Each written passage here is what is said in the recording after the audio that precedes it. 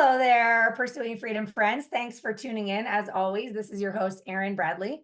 And I wanted to do a solo cast today, yours truly, because I get a lot of questions from folks wondering how do we achieve a shift in our mindset? If you've ever read any business book or attended any training or coaching program, chapter one is always about mindset. And it sounds easier said than done. If your current circumstances don't match the desire you have for yourself and you're feeling frustrated or discouraged or uncertain, then it's not so easy to just wake up and shift your mindset. And so a lot of people ask me, what's the difference between my coaching programs and other people's coaching programs? And I always talk about this inside out approach, how we can reverse engineer our path to success and, more importantly, fulfillment. Because a lot of people hear the word success and they think money.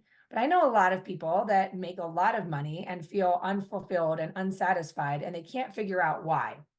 And this inside game is everything. So, what I wanted to do today was share a couple of actionable strategies that you can implement each and every day. And I mean each and every day, because this is the real work. Ironically, we can be told what to do all day long and have the playbook for success in business and still struggle to execute with consistency. And we can't seem to figure out why. And so, what I want to share with you today is that the work starts from within. And the strategies I'm going to share with you today can help you to rewire the beliefs that are holding you back and ultimately give you the tools you need to redesign your life. So, first thing I would encourage you to do is simply tune in and give your full attention to this podcast. And if it's possible, listen to it when you've got a pen and paper handy so that you can actually take notes and follow the plan. In this podcast, I'm going to show you how you can recognize the power of where you stand on the emotional scale and how it's affecting the way you show up in life and in business and the results that you're getting. And then ultimately, how to access the control switch of the dimmer within. What I mean by that is we all have a light within us. When the light is ignited, we're having a good time, we're connecting with others, we're feeling engaged and energized. And when the light is dim is when we're feeling overwhelmed or exhausted or self-judgment, self-doubt, all these things that start to push on the dimmer switch within. And so we want to learn how to recognize where we are on the emotional scale, access the control switch, and create the change that we want from within so that our external results can match our inner state.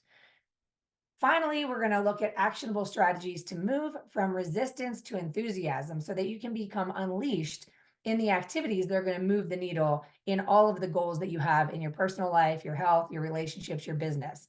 So let's buckle up and we'll jump right in. First things first. One of the things that's so challenging in the world we live in, and specifically in the real estate industry, is prioritizing a pause so that we can actually evaluate where are we and how does it match the desires that we had when we started, and then where do we want to go from here, regardless of what got us to where we are. The thing is that we're all capable of being fully present when we're serving someone else's needs. If I'm in a meeting with a client, I have no problem turning my phone off and not feeling guilty about it. But when it comes to prioritizing the pause to do the deep work, to recognize where I am, evaluate how things are going, and decide where I want to go from here, in spite of the fear and the insecurity that it might not be realistic, probable, etc., I have to be willing to prioritize the pause for myself as much as I do for others. So the mantra is I can and I will, and I no longer cancel on myself. What I mean by that is we often think about all the appointments that you have that you've set for yourself. It could be a doctor's appointment. It could just be, lunch with a friend, a business meeting. We are unlikely to cancel when we're meeting with somebody else, unless there's an actual emergency or we're feeling under the weather, but we cancel on ourselves all the time. How often do you have great intentions for what you're going to do this week to move the needle towards the big goals you have in your life and business? And then the excuse is, I didn't have the time, or I was so busy. The reality is we're giving permission to the external world to hijack our attention because we haven't practiced the pause. And so we have to get better at this in order to slow down so that we can speed up. It's much like a slingshot, you need to pull it back a little bit before you can catapult it forward. Same goes for business owners.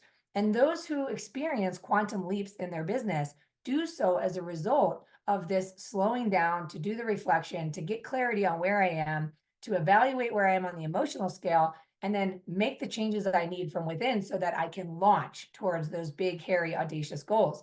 And I no longer cancel on myself. I understand that honoring the commitment I make to myself is the actual key to unlocking the limitless potential within. So, first things first, we just check in with ourselves. How are you feeling today? Are you feeling distracted? Are you frustrated, overwhelmed, uncertain, exhausted, worried, discouraged, stressed, anxious, insecure? If you've ever experienced any of these things, I always joke, you're not special. You're not special. You're human.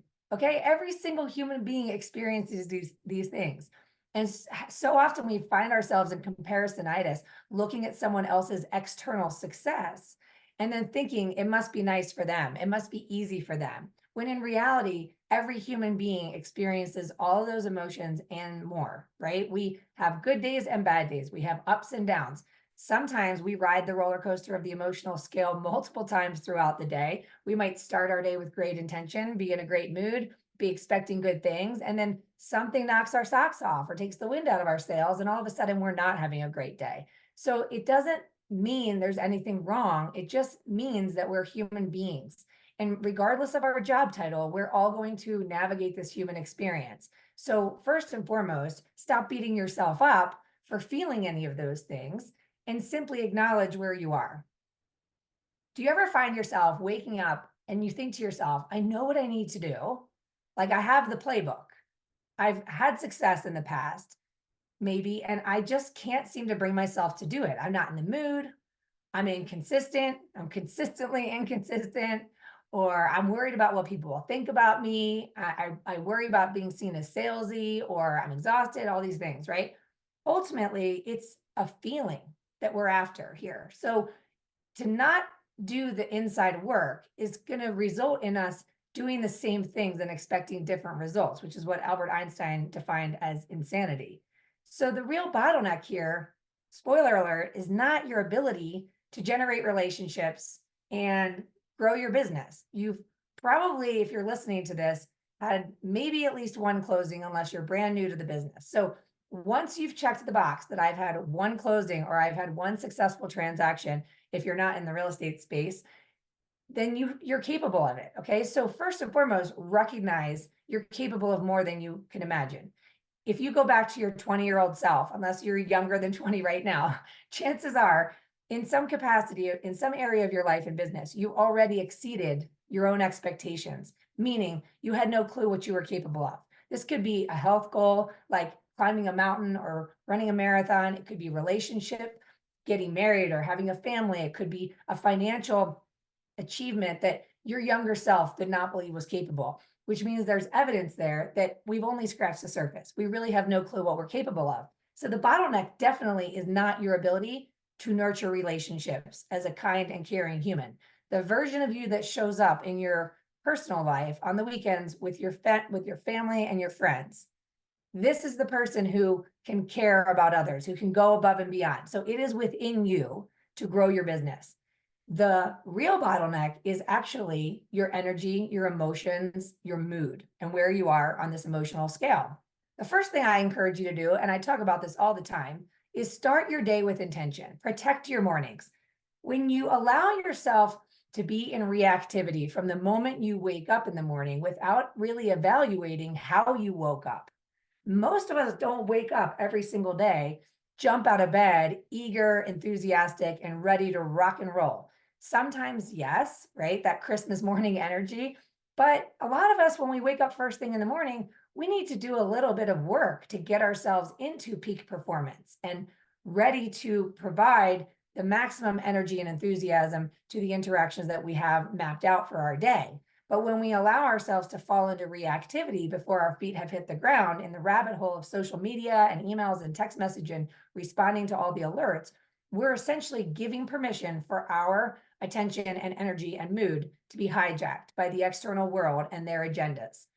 First things first is protect your energy. Resist the urge to get up and hurry up. We've been programmed since preschool to get up and hurry up on a Monday morning, right? Every morning felt a little bit stressful. But as a business owner, if you get up and hurry up without evaluating where you are on the emotional scale, then you find yourself going through the motions on autopilot. And because you've been reacting since the moment you woke up, you don't have the wheel. So you're a passenger on a speeding train going off the rails, and you wonder why at the end of the day, you didn't accomplish what you intended to do, which was create consistent momentum in your business. And then you're wondering why your results are lackluster. So we have to do the slowdown in order to speed up. Check in with yourself and see where you're at. And then challenge yourself. Are you really showing up as your very best? Now, if you're a real estate agent or a mortgage lender listening to this, your clients are trusting you with one of the most expensive transactions of their year, maybe of their lives. And I would challenge with some tough love that I've given to myself and I give to others, that we're living an illusion that running through our days with ourselves in the back seat, right? Multitasking, overconnected, overcommitted, going through the motions, that we're giving our very best to our clients. I think that our clients deserve better. I think they deserve a version of us that has done the work to prepare ourselves mentally and emotionally to be fully present in this interaction, in this meeting, this phone call, etc. And when we show up distracted and preoccupied and overwhelmed and exhausted, and we convince ourselves that this is what we're doing to serve our clients, I want to challenge you to reverse engineer that and say that's the lie we tell ourselves. It is scary to slow down and create a pause because we don't feel like we've earned the right to slow down.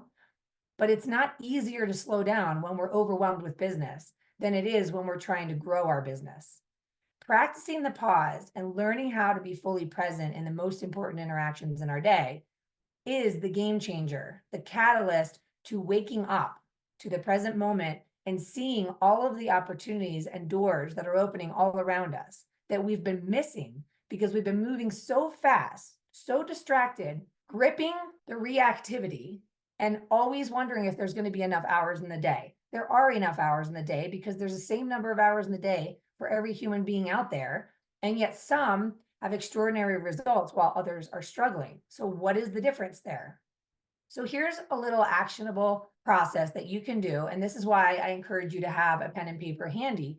These are some of the questions that I work through. I don't do all of them every single day, but I do at least several every single day. And I mean that 7 days a week. I do this work in the morning to prepare myself to show up as energized, focused, clear-headed, and enthusiastic as I possibly can to the most important interactions in my life and business. So the first thing I do is I look back and I say to myself, have I taken any risks before that turned out okay? Have I done anything that scared me and it ended up positive? And I can count countless examples of myself taking risks and then looking back and being like, yeah, that was actually the best decision. It was the best thing that ever happened to me. And so while I'm here on the brink of something that feels uncomfortable or scary, I can use that evidence that I'm still here and I'm still okay in spite of the fact that I've taken scary leaps before, to empower me to push through and take action in spite of the fact that I'm feeling this discomfort. Second thing I do is I look back on the new relationships that I've developed in the last year or so that have been positive in my life. And when I do this, I can be able to recognize that so many of the relationships that are impactful in my life were not conjured up by me and chased down. They came unexpectedly. Our paths aligned, right? We did this activity of evaluating your ideal customer avatar on a previous episode of the podcast. And it's so important to look at all these relationships that are beautiful in your life and realize many of them were unscripted and unsolicited by you.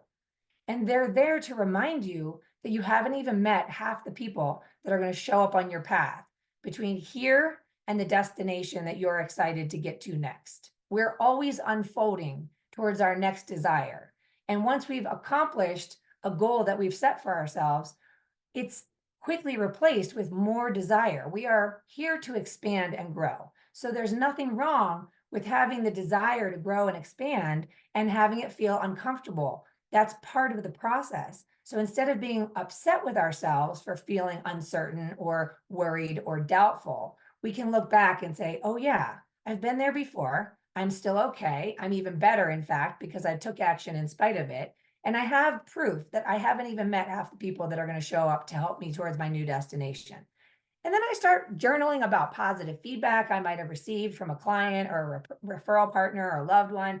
I think about some of my favorite people. I write down some attributes to describe them. I think about the things I love in my life and I write about it. I write about all the things I love in my life. And I acknowledge how much of my current reality was once a pipe dream. So much of your now was once a desire that became fulfilled, which means that we are going to continue to expand in the most extraordinary way if we're willing to do this check in and reflect. I love to talk about things about my career that I love, and I give a lot of thanks. I'm very grateful for all of the manifestations of my previous desires. And when I do this process, I'm talking 5 to 10 minutes in the morning. Okay. This is not hours upon hours, but I take as much time as I need until I start to feel my nervous system calm and the enthusiasm within me starts to bubble up. Because with the witnessing of all of the good things in my life and all of those challenges that have already become overcome, I can start to feel empowered and I can start to look ahead towards my goals and my dreams and my day with a new energy and enthusiasm, which starts to shift the way that I'm going to show up in my day today. And then I check in and say, how do I feel now? And some of the words like anxious and overwhelmed or worried become replaced with confident and hopeful and excited. And from here, I can start to take action. Okay. The problem is, so many of us, we're on the negative side of the emotional scale. We're worried about what is, which is our current reality, which is the byproduct of our past. And we spend so much time preoccupied with what is that isn't a match to what we want. And then we try to take action from this negative space because we've been told just muscle through, just do more, do more, do more. And so we get going and we get doing without evaluating where we are on the emotional scale. And then ultimately the activity feels like a grind. It feels like an upstream swimming rather than like I'm in flow, like I'm enjoying myself, like I'm understanding that so much of my future will be unscripted and unsolicited, and that it's more important for me to prioritize feeling good today so that I can be present when I show up for other people. And then I like to do this activity that I learned from a book called Black Belt of the Mind. And in it, he talks about tracking your level 10, level 25, level 50, and level 100 moments. So you take 5 or 10 minutes. Again, this is not a long amount of time. And you can do one or any of these activities on any given day, as long as you're doing the work to turn the light on from within. This is what I referred to earlier as taking control of the dimmer switch. Okay. If the light is dim, if the light is extinguished in some cases, then it might take a little longer to ignite that flame from within. If I'm somewhere in the middle, like maybe I'm a little tired, but I'm feeling kind of confident, then it maybe only takes 5 or 10 minutes. But I want that flame shining bright before I interact with anyone in the external world. So another activity that you can do is you can track your level 10 moments. So a level 10 moment is a simple pleasure. It could be like this morning, I watched the sunrise and it's a really sunny blue sky day, and that made me really happy. And then I took a bike ride with my daughter. That was super amazing. I saw this really pretty blue bird fly by. Like, these are level 10 moments, petting my dog, having a cup of coffee. So at the end of your day today, you can look back and say, how many level 10 moments did I have? And it should be easy to create level 10 moments in your day. And if you look back and you realize, I can't count 10, I can't count any, it simply means I wasn't paying attention. It means that I went through my day on autopilot, like a passenger on the speeding train, without paying any attention to all the good things in my life. And so tomorrow I'm going to make a goal and I'm going to aim for a 10 out of 10 day. So every day I'm going to look for 10 level 10 moments. And if I look for it, I'll find it. This is actually something I say to my kids all the time, which is, if you want to look for a reason to be happy, you'll find it. If you want to look for a reason to get along with each other instead of bickering, you'll find it, right? If you want to look for a reason to be annoyed, you'll also find it. If you two want to look for a reason to argue with each other, you'll find a reason. The question is, what do you want to look for? So if we put our attention on finding, seeking out, acknowledging, and appreciating level 10 moments, we're going to feel better, which is going to affect the way we show up in these important interactions. Level 25 moments are something that maybe happens, once a month or once every couple months. Maybe it's going to a concert or a fancy restaurant or a weekend getaway or something like that, where it's a little bit more exciting. It doesn't happen every single day, but it happens, several times throughout the year. A level 50 moment might be something that happens once every 6 months or so, maybe even just once a year. And a level 100 moment is that bucket list epic experience that you have on your dream list, right? So the question is, are you planning them out? Are you putting level 25, level 50, level 100 moments into your vision? Do you have a purpose behind why you're working so hard? I was joking with someone the other day about becoming self-employed, and I don't think that any of us took this leap to become self-employed, which we know now is not the easy route, and said to ourselves, man, I really hope that I could just wake up and work from the minute I wake up till the minute I fall asleep. I hope I'm tethered to my cell phone 24/7, every waking moment. I hope I never take a day off. I hope I get to work on every vacation that I go on. That's not what we hoped for, but it's what we allow because we're asleep at the wheel. And I am just challenging you to wake up, to evaluate where you are without judgment, and then to do the work to turn the light on. And then ultimately, give thanks and be grateful. And you'll start to feel proud of yourself and satisfied and confident and ready and eager and excited and all these things that are going to, again, help you experience a more quantum leap in your life and business, more extraordinary than anything you could ever imagine. It's the opposite of this incremental growth. Challenge yourself to do the work. And then once you find yourself ready in that positive space, I want you to do one more activity and finish this sentence. Write it on a piece of paper. I wish I could, ... What is it? What comes up for you? There's something about doing this work in the morning where you're uninhibited and you're able to access the dream within you because you're not fully awake yet, which means your negative chatter in your brain, that is the limiting beliefs, the fear that holds us back from even being willing to give our dream a wish. It's not fully activated yet because you haven't given yourself away to the external world. You haven't allowed your energy, emotions, and mood to be hijacked by the external world. So you have this ability to access the truth within you. So write it out. I wish I could.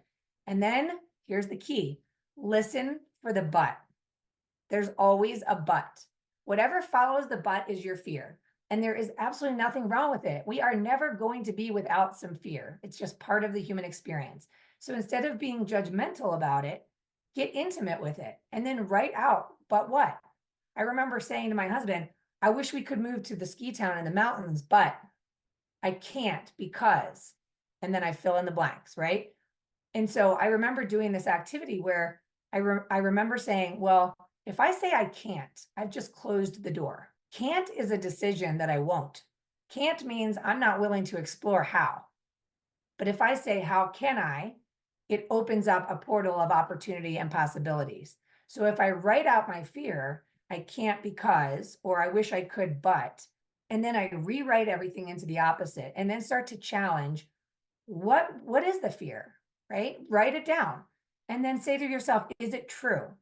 Because fear is believing in an imaginary outcome in the future that's negative. Choosing faith is to say, but what if it works? That is choosing to believe in the possibility of an imaginary future outcome being positive instead of negative. Which brings me back to that question earlier. Have I ever done something scary and it turned out okay? Have I ever taken a risk and it ended up being the best decision? If so, there's a very strong possibility that my fear right now is incorrect. It's not true. It's just believing that it might not work out. And I have a choice to believe, what if it works? So what's the best case scenario if I go this route, if I take this action? And what's the worst case scenario? 9 times out of 10, the worst case scenario of not trying is that you end up where you are right now. And if you're blissfully content with where you are right now, then that's fine. Don't bother trying anything different. But if you're longing for more, chances are you are, because you're human and your desires continue to evolve regardless of what you achieve. Then being okay with the fact that it's always going to feel uncomfortable is a huge part of the process. And understanding that the worst case scenario is I end up where I am right now, which is fine, but there's something deep down inside that tells me I'm not blissfully content with where I am right now. I'm longing for more, and I'm going to do whatever it takes to make it happen. So then you take your I wish I could statement and replace it with I've decided to. Like, I wish I could earn more money. I've decided to earn more money. I wish I could lose some weight. I've decided to lose some weight. And then the last piece of the process is you write down it's today's date 1 year from now. Whatever today's date is, if you're listening to this in 2024, it's June 7th, 2025, and I'm celebrating. And then I daydream with reckless abandon. And a lot of my daydreaming has like question marks. Beach house question mark. I wrote this down on a plane ride to Mexico. It's October 21st, 2022, and I'm celebrating. And I wrote beach house question mark. And 5 days later, got a phone call about an off-market deal at South Padre Island, Texas. That's how fast your hopes and dreams can become reality. It was unbelievable. And it's just one of the many examples. So now I say to people, be careful what you write down because it's probably going to come true. So we don't need to know how we're going to get from where we are to where we want to go. We just have to make a decision to go there. And then once we've decided, the path begins to unfold, the right people start to show up on the path, and we start to take action in spite of our fear. And we look back and realize those actions were the best decision we ever made. So the only difference between us and the person living the life we want is their decision to do it. It's not because they live without fear. It's because they've figured out how to do the work, which is why every single best-selling book around personal and professional development starts with mindset. So I hope that these strategies are things that you'll practice. And I would love to hear from you if you find momentum from these activities. So you can reach out to me anytime on Instagram at Pursuing Freedom Official. Shoot me a DM. I'm the only person managing that. And I love getting feedback on if you liked an episode or if you tried something that I shared and it worked for you. You can also email me, Erin at pursuingfreedom.com. And if you haven't checked out the bi-weekly Wednesday webinar, please do so. It's at pursuingfreedom.com/Wednesday webinar. And I share all kinds of strategies around goal achieving, goal setting, identifying your target market, time management, systems, scaling, all kinds of things. So there's tons of great value there, and we can connect live on those workshops. So I would love to see you on one of those calls. Check it out. I appreciate you tuning in for this podcast episode. I love having you here. I wouldn't be here if it wasn't for you. So as always, if you're enjoying the content you're finding here, please find a way to leave that 5-star review wherever you're consuming it, because it helps me continue to attract amazing guests. It helps get this content found, and it's a way for us to link arms and elevate through community. So I love and appreciate you, and I'll see you next time.